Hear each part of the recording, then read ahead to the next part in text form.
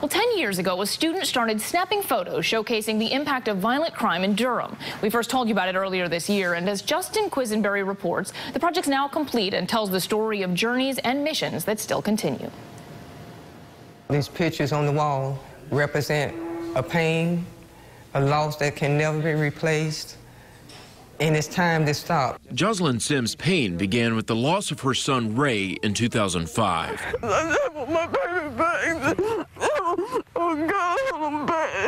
His murder is still unsolved. And I don't want another mother to go through what I'm going through. I've seen too many of us crying, too many of us burying our children, too many of our grandchildren being raised without their fathers or their mothers.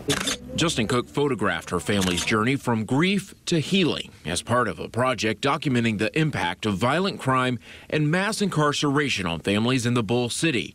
Now complete, it showcases the stories through exhibits and a magazine-style book called Made in Durham. The people I've been working with they're really dear to me, and it felt like it was time to sort of like maybe have a different type of relationship with them, like without the camera too, which is the best type of relationship.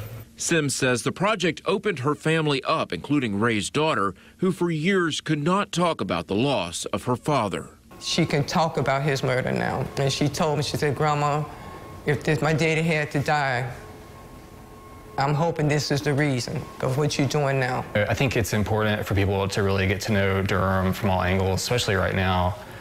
It's in the midst of change. It's not even the same from one month to another. Sims says the project is more important now than it was when Cook snapped his first photos a decade ago. It's not getting better, it's getting worse, and it got to stop. And we got to work with the police, they got to work with us, we got to work with each other. We just can't turn around and turn our head and say, well, it's not happened to me. Cook plans an event for the public next month with large 9-foot by 6-foot black and white photos pasted on walls to start a conversation about crime. He calls it part exhibit, part vigil, part forum.